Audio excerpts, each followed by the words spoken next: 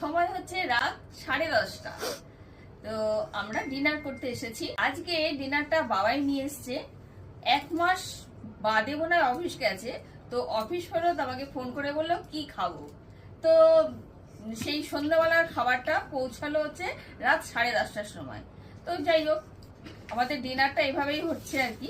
তো কি এনেছে সেটা তোমাদের সাথে শেয়ার করে নিই। তো আমি প্লেট সমস্ত কিছু নিয়ে চলেই এসেছি। বাবা, 4টে প্লেট পাতলাম, আর একজনকে তো দেখা যাচ্ছে না। যাই হোক, রোল। এটা কি রোল বাবাই?